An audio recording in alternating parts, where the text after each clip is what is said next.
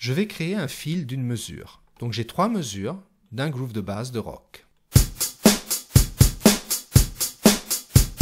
Maintenant, à la 4e mesure, je veux faire un changement. Je peux faire ces changements, en fait, toutes les 4, 8 mesures, 16 mesures, avant un changement de section. Donc c'est juste un petit changement que je fais. Donc je me place, je clique 2 fois, je vais à Patterns, et je me retrouve avec ce pattern qui est vide. J'écris exactement la même chose qu'avant, c'est-à-dire le même groove que j'avais avant ici. Sauf que je me réserve le dernier temps pour changer quelque chose. Donc je vois ici le dernier temps qui est vide et je fais juste un petit changement. J'écoute. On va écouter à partir de la 2e.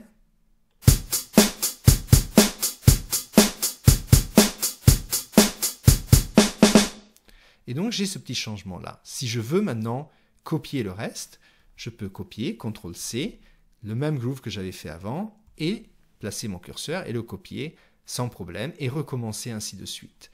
Maintenant, une autre chose que je peux faire pour fignoler un peu, c'est quand je clique dessus et je vais sur le clavier de piano, je vois ici, quand j'agrandis, je vois mes 2 snares ici que j'ai mis tout à l'heure. Je peux cliquer sur V, qui correspond à la vélocité, ce qu'on avait vu avant, et je peux donc changer un peu la vélocité et faire en sorte que ça soit un peu moins fort pour rendre donc tout ça un peu plus humain. Et donc là, on écoute, ici. D'accord? Comme ça, la force de la frappe n'est pas toujours la même. Maintenant, supposons j'ai envie de faire un fil un peu plus compliqué. Donc là, on va dire, j'arrive à la 8e, donc je copie ça. Je copie et je me mets à la 5e. Et on va dire qu'à la 8e mesure, j'ai envie de faire quelque chose d'un peu plus compliqué. Donc, avec différents instruments, parce que je pourrais très bien rajouter des instruments. Donc, je me place ici et je clique 2 fois pour réouvrir en fait mon pattern. Je me retrouve avec un pattern qui est vide. Et maintenant, je me dis, je vais rajouter des instruments. Donc, je vais rajouter un tom, on va dire. Donc, j'ai rajouté un instrument. Il m'a mis automatiquement hi-hat open. Je clique et je vais chercher un mid-tom. Ensuite, je rajoute et là aussi, je change et je veux un low-tom, supposons. Maintenant, donc, j'ai quelques instruments en plus.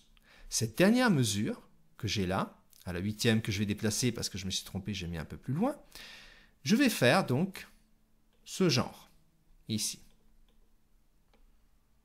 Je rajoute, par exemple, là, on va faire quelque chose de différent. Et ici, j'ai les mid-toms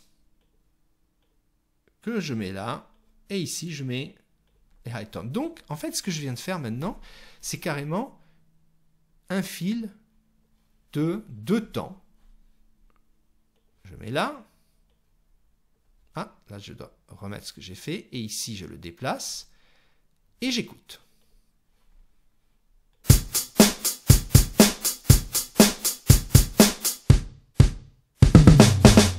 Là, je me dis non, ça ne marche pas trop, en fait, ce que j'ai fait. Donc, je reviens et je peux très bien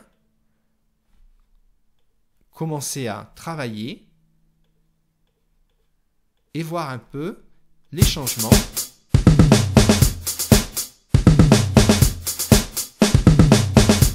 Et changer peu à peu.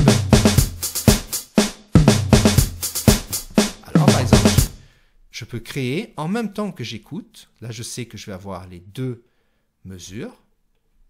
Je peux créer quelque chose ici et écouter en même temps.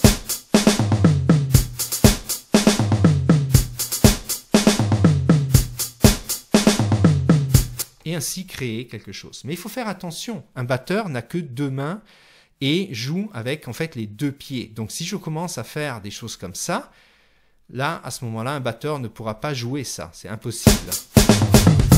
D'accord ? Donc il vaut mieux faire peu de choses. Et donc, par exemple, ce que je viens de faire ici, qui est très possible. Vous voyez, j'alterne ici les cases. Et donc là, ce qui est très possible, au lieu de rajouter trop de choses. Et c'est comme ça que je vais créer un fil. Et ensuite, donc si je reprends la section ici, j'ai 2 fils, peut-être un petit à la 4e et un plus grand à la 8e. Et donc, ce qui donne ça.